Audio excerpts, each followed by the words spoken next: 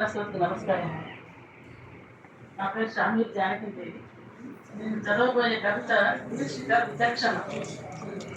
మనసుకు బుద్ధికి ఎప్పుడూ సంఘర్షణ. ఎన్నో మోహాల వైపు పరుగులు తీసే మనసు ఎవరి మాట వినను అంటుంది ఒక ప్రకటన. ధర్మం వైపు నడవాలి అంటుంది ఆలోచిస్తూ అడుగులు వేసే మనిషి అన్నటువంటి పుస్తక ఆవిష్కరణ సమావేశం ఉంటుంది.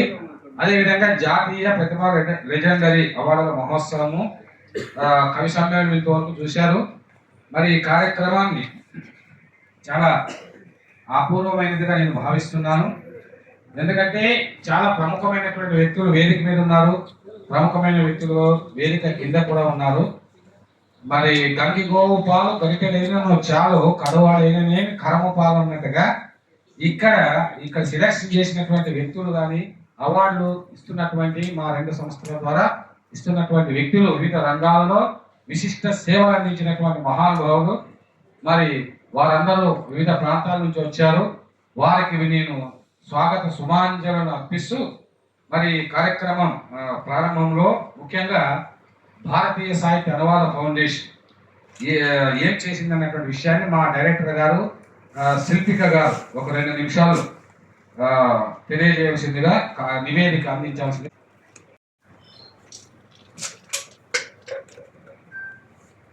సభా సరస్వతికి నమస్కారం. సాహితీవేత్తలకు, సాహితీ అభిమానులకు, సాహితీ పోషకులకు, గౌరవనీయులైన వేదికను అలంకరించిన పెద్దలందరికీ కూడా నా సాదర స్వాగతం, సుస్వాగతం. ఏమండి, ఎవరిలో చలనం కనిపించడం లేదు? మీ అందరి కోసమే కదా నేను మాట్లాడుతున్నది. ఈరోజు ఇంత చక్కని కార్యక్రమానికి మనం ఇచ్చేసాము అంటే దానికి కారణం ఒక వ్యక్తి గారు, సమున్నత శక్తి అని నేను అనుకుంటున్నాను. వారు భారతీయ సాహిత్య అనువాద ఫౌండేషన్ అభ్యుదయ ఇంటిగ్రేటెడ్ రూరల్ డెవలప్మెంట్ సొసైటీ సంయుక్త ఆధ్వర్యంలో డాక్టర్ మాండ్యాల శైలజ ఆవిడ రాసినటువంటి గతి తప్పిన ఋతువు పుస్తకావిష్కరణ కార్యక్రమం కోసం ఈరోజు మనం అందరం ఇక్కడ కూడా కలుసుకున్నాము. ఇందులో చాలా ఉంది. ఆవిడ రాశారు అంటే ఆవిడ ఎంతగా మదనపడి ఉంటారు. అలాగే ఇంకా మా గురువు గారనే నేను చెప్తాను, ఎక్కడున్నా కూడా సాహిత్యంలో నాకు గురువు గారుగా నేను 10 సంవత్సరాల క్రితమే వారిని అనుకున్నాను. అలాగే ఇప్పటి వరకు కూడా వారితో ఇలా ట్రావెల్ అవుతూ వస్తున్నాను. వారు డాక్టర్ బిక్కీ కృష్ణ గారు, కళారత్న బిక్కీ కృష్ణ గారు. వారు పారిజాతం అనే పుస్తకాన్ని, అంటే ఇండియన్ లిటరేచర్ ట్రాన్స్లేషన్ ఫౌండేషన్ తరఫు నుంచి దాదాపుగా అనువాద సాహిత్యం, కళా సేవా రంగాల మాస పత్రికలో దాదాపుగా 16 సంచికలను వారు విడుదల చేశారు. వారి చేతుల నుంచి ఎన్నో కవితలు, గజల్స్, రచనలు, అంతకు మించి రచయితలు. ఒక రచయిత ఉద్భవించాడు అంటే ఒక చోట ఆ క్రైమ్ అనేది తగ్గిపోతుంది అని చెప్పి వారు 10 సంవత్సరాల క్రితం నాతో ఒక మాట అన్నారు. నిజంగా నాకు అది చాలా మనసుకి ఎప్పటికీ హత్తుకునే ఉంటుంది. అంటే రచన అనేది మనిషిని మారుస్తుందని, ఆ రచనలు అనేవి సమాజానికి మార్గనిర్దేశనం చేస్తాయని, ఎంతో మంది అక్షరం రాని వాళ్ళని కూడా అక్షరాలుగా నేర్పించి వారితోటి కవితలు రాయించి వారిని కవులుగా ప్రసిద్ధం చేసినటువంటి గొప్ప వ్యక్తి బిక్కీ కృష్ణ గారు. నా దృష్టిలో ఇలాంటి వ్యక్తులు సమాజానికి చాలా అవసరం కూడా. ఈ రోజుల్లో చాలా మంది ఎవరికి వారు మాత్రమే పైకి రావాలి, బాగా పాపులర్ అవ్వాలి, అంతకు మించి మాకే అన్ని రావాలి అనుకుంటారు. కానీ వారు అలా అనుకోవట్లేదు. సమాజంలో కవులు అనేవాళ్ళు ఖచ్చితంగా బాగా అభివృద్ధి రావాలి. ప్రతి ఇంటి నుంచి కూడా ఒక కవి ఉద్భవించాలి. ఈ సమాజంలో క్రైమ్ అనేది తగ్గిపోవాలి అనే దాదాపుగా 10,000కు పైగా కార్యక్రమాలు నిర్వహించి కవిత్వం సంబంధించినటువంటి ఎన్నో కార్యక్రమాలు 10,000కు పైగా వారు నిర్వహించారు. అలాంటి కార్యక్రమాలు నిర్వహించడం అనేది దాదాపుగా ఇప్పటి వరకు భారతదేశం చరిత్రలోనే ఆయన మొట్టమొదటిగా స్వీకరించి చేసినటువంటి కార్యక్రమాలు అవన్నీ. 10,000 అంటే మా సామాన్యమైన విషయం కాదు. అంటే 10,000లో ఎన్ని లక్షల మంది కవులు ఉద్భవించి ఉంటారు. అలాగే దాదాపుగా 6,000కు పైగా సభా కార్యక్రమాలు నిర్వహించారు. ప్రతి వారము, ప్రతి నెల దాదాపుగా 60 ఏళ్లకు పైగా వయసు ఉన్నా కూడా ఇంకా కూడా వారు సమాజానికి, ఇంకా కవులను బయట ప్రపంచానికి మరింతగా సమాజ సేవకు, అంటే ఒక్కొక్కలా సమాజ సేవ చేస్తూ ఉంటారు. కానీ వీరు కవులని, కళలని వారిని, అంటే ఆయన ఒక చేత్తో కలంతోటి ఫలం పండిస్తున్నారు.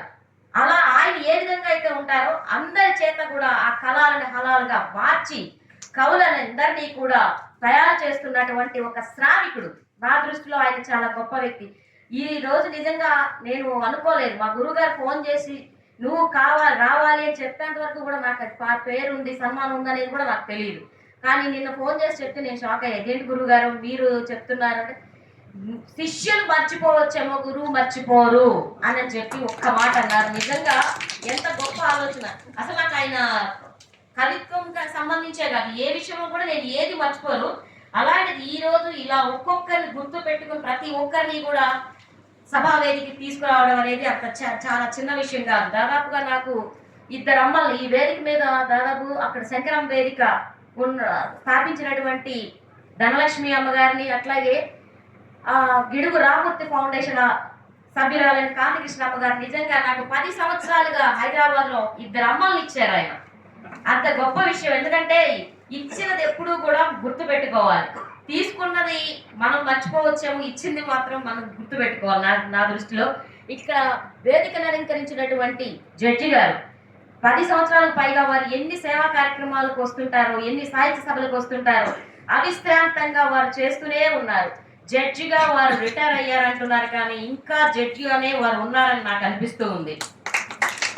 రాములు గారిని నేను 10 సంవత్సరాల క్రితం ఇంటర్వ్యూస్ చేసినప్పుడు ఎంత యంగ్ గా ఎనర్జెటిక్ గా ఉన్నారు, ఇప్పటికీ అలాగే ఉన్నారు వారు. చాలా సంతోషం అనిపిస్తుంది అండి. పెద్దవారిని అందరినీ కూడా తలపండిన నవ యువకుల్ని ఇక్కడ చూస్తున్నందుకు నాకు చాలా సంతోషం అనిపిస్తుంది. అలాగే జల్ది గారు, వారు అసలు ఎప్పుడూ కూడా వారు ఒక ఆఫీసర్ అనే ఆలోచన ఎక్కడా కనిపించదు. ఒక సాహితీవేత్త గాను, అలాగే సాహిత్య పోషకులు గానీ కనిపిస్తూ ఉంటారు. ఎన్ని పుస్తకాలు రాస్తుంటారో, వారి గ్రూప్ లో ఎంతమంది కవితలు రాస్తూ ఉంటారో, వాళ్ళందరికీ సర్టిఫికెట్లు ఇస్తుంటారో ఆ గ్రూపులు చూస్తున్నప్పుడే అర్థం అవుతూ ఉంటుంది. చాలా ధన్యవాదాలండి. ఇలాంటి వారంతా ఇక్కడ పుస్తకం రాసినటువంటి గది తప్పిన ఋతువుకు సంబంధించిన పుస్తకావిష్కరణ ఈ రోజు కార్యక్రమానికి ముఖ్యమైనటువంటి వ్యక్తి ఆవిడని మనం నిజంగా గుర్తు చేసుకోవాల్సిన అవసరం ఉంది. ఏ ఆలోచనలతో రాశారో, ఎలాంటి ఇది చేశారో నిజంగా సామాన్యమైన విషయం కాదు. ఇలా రాయాలి అంటే ఒక డాక్టర్ గా అయ్యుండి ఆవిడ ఇలా రాయటం అనేది అంత చిన్న విషయం కాదు. వారికి సమయం అనేది చాలా తక్కువగా ఉంటుంది. రోగులను పరీక్షించడమే కాదు, ఇలా సమాజానికి కొన్ని పుస్తకాల రూపంలో అందించాలి అనేది వారి మంచి ఆలోచనకి నిజంగా ధన్యవాదాలమ్మా. చాలా అక్కడ కూర్చున్న వారు కవులు, ఇంకా ఇక్కడ నా వెనక ఉండిపోయారు పెద్దవారు ఎవరో, ఆ అమ్మను కూడా నిజంగా గుర్తు చేసుకోవాలి. ధన్యవాదాలమ్మా. అక్కడ ఇంకొక అమ్మ ఉన్నారు, అంతమంది అమ్మలు ఉన్నారు. సుభాష్ గారు, నిజంగా వీరు ఎంత గొప్పవారు అనేది నేను చెప్పే స్థాయి ఉంటారో లేదో కూడా నాకే తెలీదు. ఒక్కొక్కరు ఒక్కొక్క ఆణి ముత్యాలను తీసుకుని వచ్చి బిక్కి కృష్ణ గారు అనే ఆణి ముత్యం వారు అందరినీ కూడా వారిలాగా తయారు చేస్తూ వస్తున్నారు. ఈరోజు గీతా జయంతి. అంటే గీతా జయంతిని కృష్ణుడు అందరికీ కూడా ప్రపంచానికి గీతను అందించి అర్జునుడికి ఒక్కడికే ఇచ్చారని అనుకుంటారు, కానీ ప్రపంచానికి ఆయన గీతా బోధన చేశారు. అలాగే బిక్కి కృష్ణ గారు మనందరికీ కూడా కృష్ణ తత్వాన్ని అనుకోవచ్చు, లేకపోతే గీతలాగా అందరి చేత కవితలు రాయిస్తూ ముందుకు సాగుతూ ఉన్న వారి జీవితాన్ని అంకితం చేశారు. ఈ సాహిత్య సేవకి, సాహిత్య అభివృద్ధికి, కవుల అభివృద్ధికి ఎంతో కృషి చేస్తూ దాదాపుగా ఆంధ్రప్రదేశ్ ప్రభుత్వ రాష్ట్రం నుంచి ముఖ్యమంత్రి గారి చేతుల మీదుగా కూడా వారు అవార్డులు అందుకున్నారు. అంత చిన్న విషయం కాదు. సాహిత్యంలో ఆ స్థాయికి వెళ్ళడం ఒక ఎత్తు అయితే, అందరినీ తనతో పాటు నడిపించి తను ముందుకు ఉండి వాళ్ళందరినీ తీసుకుని వెళ్ళడం ఇంకా గొప్ప విషయం. ఇలాంటి వ్యక్తులని గురువుగా భావించడం నిజంగా నా అదృష్టంగా నేను భావిస్తున్నాను. ఇలాంటి మంచి అవకాశం ఇచ్చారు. వీరి చేతుల నుంచి ఇంకా కూడా కొన్ని పుస్తకాలు ఆవిష్కరణ కావాలని కోరుకుంటూ, అలాగే చివరిలో నేను ఒక చిన్న కవిత చెప్పాలనుకున్నా మీ అందరి అనుమతితోటి. 4 లైన్లు ఉంటుంది, అవకాశం ఇస్తే. అంటే నన్ను కూడా రాయించారు కదా, అందుకని చెప్పి అంటే చిన్న ఆలోచన నుంచి.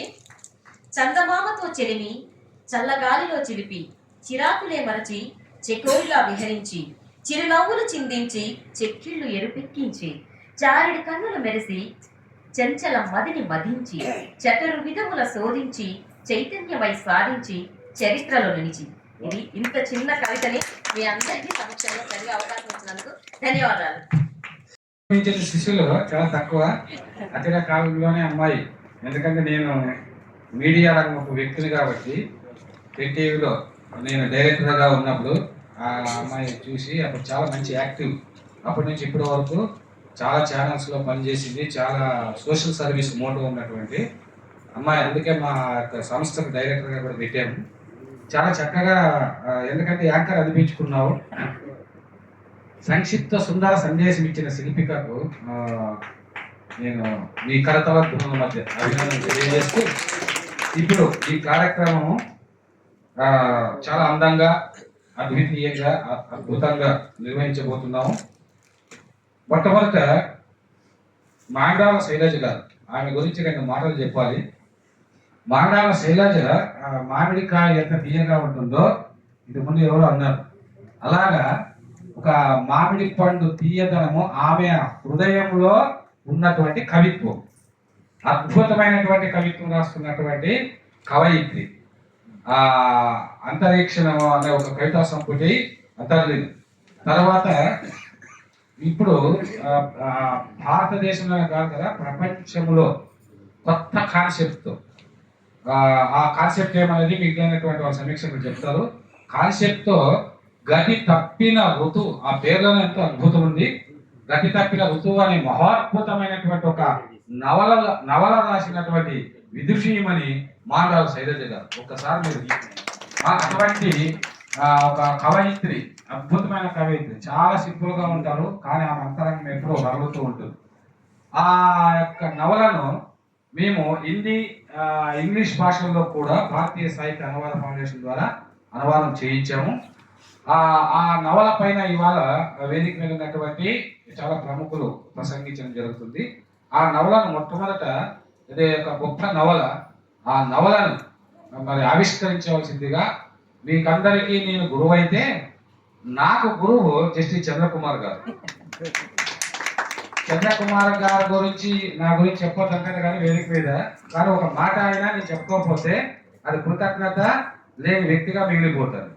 ఈ రోజు నేను ఇక్కడ నిలబడి ఉన్నానంటే 2 రాష్ట్రాల్లో కొన్ని లక్షలాది మందికి, ఇంతకుముందే శిల్పిక చెప్పింది కదా, వేలాది సభలు, వేలాది లక్షలాది మందికి నేను ఈ రోజు జ్ఞానదానం చేస్తున్నాను అంటే అందుకు ప్రధాన కారకులు, ప్రేరకులు సాక్షాత్ షిరిడి సాయిబాబా స్వరూపులుగా నేను భావిస్తున్నటువంటి మా గురువు గారు జస్టిస్ చంద్రకుమార్ గారు. ఆయనే లేకపోతే నేను ఈ స్థాయిలో, ఈ స్థానంలో నిలబడేవాడు కాదన్నటువంటి. ఎందుకంటే నేను ఎక్కడో అనంతపురం జిల్లాలో మారుమూల గ్రామంలో పుట్టి, మరి కరవ జిల్లాలో పుట్టి అక్కడి నుంచి ఇక్కడి వరకు వచ్చానంటే అనంతపురంలోనే నాకు గురువు దొరికాడు. ఆయన అక్కడ సత్సంగాలు చేస్తూ అక్కడ జడ్జిగా ఉన్నప్పుడు, లేబర్ కోర్ట్ జడ్జిగా, నేను ఆయన సత్సంగాలకు వెళ్ళి మొత్తం నా యాటిట్యూడే మారిపోయి ఈ స్థాయి వరకు వచ్చాను. ఇప్పటి వరకు కూడా హైదరాబాద్కి వచ్చిన తర్వాత హైకోర్టు జడ్జిగా ఉన్నప్పుడు కూడా అనేక కార్యక్రమాలు చేస్తే ఆ కార్యక్రమాలకు వచ్చి ఆశీర్వదించినటువంటి మహోన్నత మానవతామూర్తి మా గురువు గారు జస్టిస్ చంద్రకుమార్ గారు. ఈ రోజు కూడా తప్పించుకోవాలని చూశారు కానీ గురు శిష్యుని యొక్క ప్రేమకు మరి గురువు రావాల్సిందే కదా, కాబట్టి లేదు సార్ రావాల్సింది తప్పకుండా అంటే వచ్చారు. కృతజ్ఞతలు తెలియజేస్తూ ఇప్పుడు ఆయన చేతుల మీదుగా పవిత్రమైనటువంటి ఒక హైకోర్టు న్యాయమూర్తి, మహా రచయిత, మహానాయకుడు అయినటువంటి మా గురువు జస్టిస్ చంద్రకుమార్ గారి చేతుల మీదుగా గతి తప్పిన ఋతువును ఆవిష్కరించవలసిందిగా కోరుతున్నాను.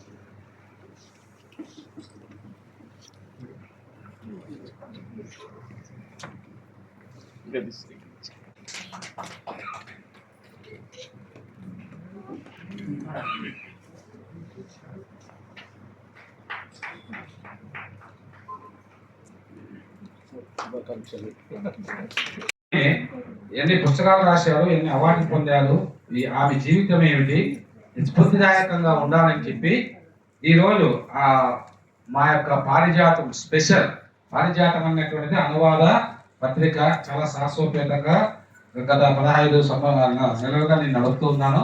ఆ యొక్క మ్యాగజైన్ని రిలీజ్ చేయాల్సిందిగా మరి బహుగ్రంథ రచయిత, తత్వవేత్త, బీసీ కమిషన్ పూర్వపు మరి కమిషనర్, చైర్మన్ గా ఉన్నటువంటి బిఎస్ రామ్ గారిని కోరుతున్నాను.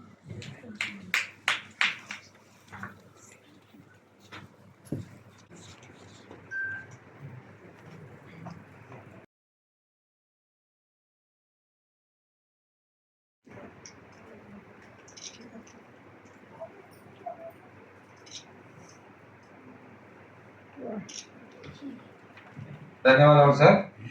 ఈ ప్రధానమైనటువంటి కారకులు మా మరో గురువు గారు 84 అంటే భారతదేశంలోనే మొట్టమొదటి నిరుద్యోగుల కోసం ఉద్యోగ విజయాలు సిరివెన్నెల లాంటి పత్రికలు స్థాపించి ఆ కాకతీయ విశ్వవిద్యాలయాలు స్థాపించి లక్షలాది మందిని ప్రపంచంలో లక్షలాది నిరుద్యోగులకు ఉద్యోగ అవకాశాలు కల్పించినటువంటి మహానుభావుడు.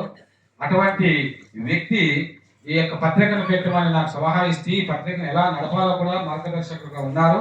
వారికి మీ కర్తవ్య మధ్య నేను కృతజ్ఞతలు తెలియజేస్తూ ఇవాళ జాతీయ లెజెండరీ జీవన సాఫల్య జాతీయ లెజెండరీ పురస్కారంతో పాటు మహోపాధ్యాయ విద్యా ఉద్యోగ కల్పన సార్వభౌమ బిరుదును కూడా మేము ప్రదానం చేయబోతున్నాము. ఈ వయసులో ఆయన చేసినటువంటి సంస్కరణలు భారతదేశంలోనే మహిళా చట్టాలు వచ్చాయంటే అంత కారకుడు ప్రేరకుడు మా ఆలో సుభాష్ బాబు గారు. అటువంటి మహోన్నత వ్యక్తి మన మధ్య ఉన్నందుకు మనం అంతా సంతోషపడాలి. వారి తర్వాత ఆయన గురించి తర్వాత సన్మాన పత్రంలో తెలియజేయడం జరుగుతుంది. ఇప్పుడు ముఖ్యంగా ఈనాటి కార్యక్రమం నా మిత్రుడైనటువంటి డాక్టర్ టి మురళీ గారు ఎంఎస్ అభ్యుదయ ఇంటిగ్రేటెడ్ రూరల్ డెవలప్మెంట్ సొసైటీ అనేటువంటి దాన్ని స్థాపించారు. నేను డిస్ట్రిక్ట్ అధికారిగా ఉన్నప్పుడు ఈ సంస్థను సందర్శించి అక్కడ వారికి అనేకమైనటువంటి కార్యక్రమాలు నేను ఇవ్వడంతో పాటు ఇప్పటి వరకు కూడా ఆ యొక్క సంస్థను అనేక కార్యక్రమాలు చేయడానికి సలహాలు సూచనలు ఇస్తూ ఉంటాను. మరి వారి యొక్క సోదరికి కూడా ఈరోజు వారి సోదరులు వచ్చారు, ఆమె ఇక్కడే ఉంటారు. మరి వారి సోదరి బి సుజాత గారు ఒకసారి వేసి నిలబడమ్మా. ఆమె చాలా సంఘ సేవ చేస్తూ ఉంటుంది. వాళ్ళ బ్రదరు దాదాపుగా 1,00,000 ఆపరేషన్లు చేసినటువంటి గొప్ప డాక్టర్. 1,00,000 అంటే వాళ్ళ యొక్క హృదయం దాని కారణం ఏంటంటే మా నియోజకవర్గంలో మరి మేము కొద్దిమంది వెలుగులోకి వచ్చినటువంటి వాళ్ళలో కరువు ప్రాంతం, ఆ ప్రాంతంలో మరి ఈ యొక్క రూరల్ డెవలప్మెంట్ ట్రస్ట్ అనేటువంటిది ఎంతో మంది మహిళలకు యువకులకు ఉపాధి అవకాశాలు కల్పిస్తూ ఉంది. వైద్య శిబిరాలు అయితే కొన్ని వందల వైద్య శిబిరాలు నిర్వహించి, ఎందుకంటే డయాబెటీస్ మేడం గారు పద్మశ్రీ మేము శాంతిశ్రీ మేడం గారు తెలుసు, పల్లెల్లో డయాబెటీస్ వల్ల ఈ షుగర్ వ్యాధి వల్ల వాళ్ళకి తెలియక మాత్రలు మిగితే పోతుందని తెలియక చాలా మంది కిడ్నీస్ మొత్తం బాడీ పార్ట్స్ అన్ని చెడిపోయి ఘోరంగా చెడిపోతున్న సందర్భంలో ఈ సంస్థ వారికి టెస్టులు చేసి ఉచితంగా మరి అన్ని వైద్య సౌకర్యాలు కల్పిస్తుంది. మురళీ గారు అనుకోకుండా ఆయన కలకత్తాలో అత్యవసర పరిస్థితి పడి వెళ్ళలేకపోతే వచ్చేవాళ్ళు లైవ్లో చూస్తూ ఉన్నారు. కాబట్టి ప్రపంచవ్యాప్తంగా ఈ లైవ్ చూస్తూ ఉన్నారు. ఈ సందర్భంగా వారికి కూడా కృతజ్ఞత తెలియజేస్తూ ఈరోజు 20 మంది ప్రముఖ వ్యక్తులు అవార్డు అందుకోబోతున్నారు. 10 మంది జీవన సాఫల్య జాతీయ లెజెండరీ పురస్కారాలు కూడా అందుకోబోతున్నారు. వారందరికీ కూడా కృతజ్ఞత తెలియజేస్తూ ఇప్పుడు మామిడాల శైలజ గారు రాసినటువంటి గతి తప్పిన ఋతువు పైన మరి సమీక్ష చేయవలసిందిగా రాధాకుసుమ గారు, డాక్టర్ రాధాకుసుమ, ఆమె కుసుమ ధర్మన్న కళాపీఠం అంటే దళిత జ్యోతి అంబేద్కర్ను మహాత్మా గాంధీ తన ఊరుకు రప్పించినటువంటి మహానుభావుడు కుసుమ ధర్మన్న గారు, మహాకవి ఆయన. మరి అంబేద్కర్ ఆయన ఇంటికి వచ్చారంటే ఎంత గొప్ప వ్యక్తి మీరు ఆలోచించండి. దళితోద్యమాన్ని నడిపినటువంటి మొట్టమొదటి వైతాళికుడు ఆయన వారసురాలు డాక్టర్ రాధాకుసుమ గారు. ఇప్పుడు అనేకమైనటువంటి కవి సమ్మేళనాలు కార్యక్రమాలు కుసుమ ధర్మన్న ఫౌండేషన్ పెట్టి అవార్డులు రివార్డులు ఇస్తూ ఉంటుంది. నాకు కూడా ఒకసారి ఇచ్చింది ఆమె. అందువల్ల ఒకసారి కర్తవ్యంతో మీరు ఆమెను అభినందిస్తూ ఇప్పుడు గతి తప్పిన ఋతువు పైన సమీక్ష చేయవలసిందిగా కోరుతున్నాను. ఈరోజు భారతీయ సాహిత్య అనువాద ఫౌండేషన్ ఆధ్వర్యంలో కళారత్న శ్రీ బికి కృష్ణ గారి అధ్యక్షన జరుగుతున్న ఈ మహోత్సవానికి ముఖ్య అతిథులుగా హాజరైనటువంటి మహామహులందరికీ కూడా నేను పాదాభివందనాలు అర్పించుకుంటున్నాను. ఇంతటి మహామహుల సమక్షంలో నా నవల గతి తప్పిన ఋతువు సమీక్ష సమావేశానికి నోచుకోవడం నా అదృష్టంగా భావిస్తున్నాను. మీరందరూ నా పుస్తకం గురించి మాట్లాడిన మాటలు నాకెంతో ఆనందాన్ని కలిగజేశాయి. నా కళ్ళను చెమర్చింపజేశాయి. చాలా చాలా ధన్యవాదములు సార్. నా నవల మీలో ఈ స్పందనను కలిగించినందుకు చాలా చాలా ధన్యవాదములు. మరియు ఈ పుస్తక సమీక్షకులు డాక్టర్ ఉషారాణి పోగంటి గారికి మరియు రాధాకృష్ణ గారికి ఆత్మీయ ధన్యవాదాలు తెలియజేస్తున్నాను. ఈ గడితప్పిన ఋతువు నవల టర్నర్ సిండ్రోమ్ అనే జన్యు సమస్యతో జన్మించిన యువతి చుట్టూ పరిభ్రమిస్తూ ఉంటుంది. ఈ నవలలోని మొదటి భాగం నుంచి చివరి వరకు నేను చేసిన ప్రయాణం ఎన్నో ఒడిదుడుకులతో ఎంతో ప్రయాసతో చేయడం జరిగింది. ఇందులోని ప్రతి సన్నివేశాన్ని సంఘటనతో ఓన్ చేసుకొని అందులోకి పరకాయ ప్రవేశం చేసి మరి దీన్ని రాయడం జరిగింది. నేను అందులోని ప్రతి పాత్రను దాంట్లోకి దూరి ఆ సన్నివేశాన్ని రాయడానికి చాలా కష్టపడడం జరిగింది.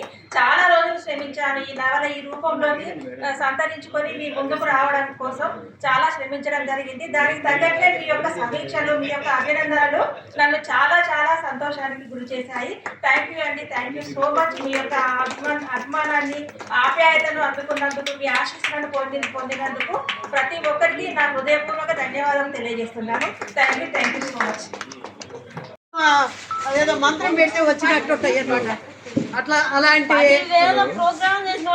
అదే అసలు రాత్రికి రాత్రి మేడం అసలు ఆ ప్రోగ్రాములు ఆ స్పీడ్ చూస్తే రాత్రి ఫోన్ చేసి మళ్ళీ రాత్రి ఫోన్ చేసి పర్సనల్ గా అందరిని కూడా ఇన్వైట్ చేస్తారు. అది చాలా అసలు కష్టతరమైంది. అది కూడా ఆయనకి సుసాధ్యం చేసే గొప్ప కవివరేణ్యుడు, ఒక తమ్ముడు, అన్న, ఏదన్నా కానీ ఆయనలో అన్నీ చూసుకోవచ్చు మనం. కవి, విమర్శకుడు, అక్షర యోధుడు, తర్వాత తెలుగు వాళ్ళు కనపడుతూ ఉంటారు. ఎక్కడైనా సన్మానాలు చేయాలంటే ఆయనే ఉండాలి. ఎవరికైనా ఇంటర్వ్యూలు తీసుకోవాలన్నా కూడా సార్ వికీ కృష్ణ గారు లేదు ఏ ఇంటర్వ్యూ కూడా అంత సఫలం అవ్వదు. ఆయన మాట్లాడుతూ ఉంటే ఒక ఫ్లో అలా వెళ్తూ ఉంటుంది. మేము అలా వింటూ ఉండాలి, ఎంతోమంది గురించి తెలుసుకుంటూ ఉండాలి. ఇప్పుడు మేమే దగ్గర ఒక 40-30 అటెండ్ అయ్యాము సార్తో. వీటిలో ఎలా వస్తుంది ఇంత శక్తి? ఇక్కడ ఏదో సన్ను నుండి డైరెక్ట్ ఏదో శక్తి అలా ప్రసరిస్తూ ఉంటుందేమో, అందుకే ఇంత శక్తివంతంగా ఉండగలుగుతారు. ఏజ్ కనపడుతూ టైం ఉండదు. టైం లేకపోయినా ఒక పొద్దున్నేనేమో విజయవాడలో ఉంటారు, సాయంత్రం కల్లా హైదరాబాద్లో. అదే పొద్దున్నే విజయవాడ ఉంటారు, మధ్యాహ్నం కల్లా హైదరాబాదు. ఆయన నమ్ముకున్న దైవం ఆయనకు అంత శక్తిని ఇస్తుందని ఆయన అనుకుంటూ ఉంటారు. ఇదంతా కూడా హలో ఒక నిమిషమే అయిపోయింది. లాస్ట్ మైక్ పెట్టండి. మైక్ పెట్టి ఒక నిమిషం. ఇంతవరకు కోకంటి ఉషారాణి గారు నా గురించి చాలా చెప్పారు. ఇదంతా కూడా మాకు గురువు అంటే సాంఘిక విప్లవకారుడుగా మేము భావించేటువంటి మా శ్రీ సాయిబాబా ఆ రోజుల్లోనే మరి బ్రాహ్మణత్వము, తర్వాత ముస్లిం తత్వము, ఇవన్నిటినీ కలగలిపి బహుజనత్వం, అన్నిటిని అందరూ సమానులే అని చాటి చెప్పిన జగద్గురువు. ఆయన ఆశీస్సులు నాకు ఎప్పుడో ఉంటాయన్నమాట. ఆయన గురించి నేను సాయి దేవంలో అన్ని పాటలు రాశాను.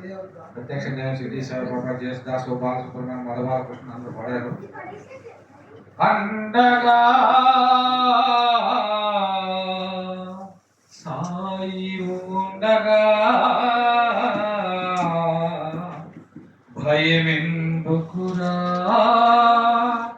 నీకు దండగా ఆనిగి సాయి ఈ నెల సాయి ఆఖరి సాయి ఈ గంగ సాయి పంచభూతాలలోన వచ్చి ఉన్న రూపం సాయి సర్వజీవరాశుల్లోన దాగి ఉన్న దైవం సాయి. సాయి లేని చోటెక్కడుంది లోకంలో?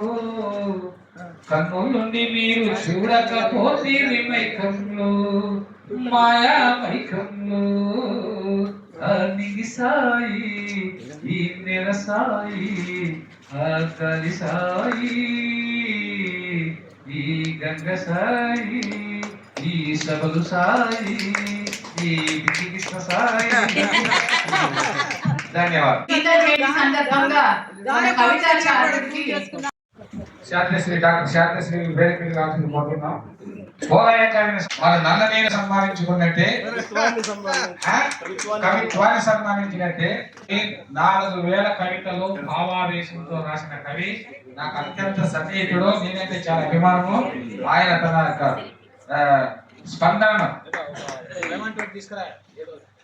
స్పందనను వినిపించవలసిందిగా కోరుతున్నాను. ప్రత్యేకంగా ధన్యవాదాలు. ఎందుకంటే ఇప్పుడు మీరందరూ చాలా మంది చెప్తుంటారు ఈ స్టేజ్ మీదకి మేము ఇంత స్థితికి రావడానికి మరి సాహిత్యంలో ఇంత వృద్ధి చెందడానికి కారణము ఒకరే ఒకరు, వారు శ్రీకృష్ణ గారు, విక్కీ కృష్ణ గారు. వీరికి నేను 4000 కవితలు రాయడానికి కారణం మాత్రం ఖచ్చితంగా సరే, ఇది నా జన్మలు మర్చిపోలేను. వీరి ద్వారా ఇప్పటికీ దాదాపు ఒక 20-30 సన్మానాలు జరిగాయి. అవి ఆ సన్మానాల ద్వారానే నేను అన్ని కవితలు రాయగలిగాను. దాదాపు 4000 కవితలు రాయడం కాదు, ఒక గొప్ప విషయం ఏమిటంటే 4000 కవితలు ప్రింట్ అయిపోయినాయి. పత్రికల్లో 4000 కవితలు ఖచ్చితంగా అన్ని పత్రికల్లో ప్రింట్ అయిపోయినాయి. ఇటువంటి గొప్ప అవకాశం ఇచ్చిన గురుదేవులు విక్కీ కృష్ణ గారికి నా జన్మలో నేను మర్చిపోను వారిని. అలాగే నాకు ఇక్కడ మన నాదం శంకరం గారు, నాగేశ్వర శంకరం గారు, జల్దీ విద్యాధర్ గారు, తర్వాత రాములు గారు, వీళ్ళందరూ నన్ను ప్రోత్సహించిన వాళ్ళే. నేను కవితలు చదువుతుంటే విన్న వాళ్ళే, నన్ను ప్రోత్సహించిన, నన్ను ఇచ్చేసిన వాళ్ళే. కాబట్టి వీళ్ళందరికీ నేను పేరు పేరున హృదయపూర్వకమైన కృతజ్ఞతలు తెలియజేస్తున్నాను.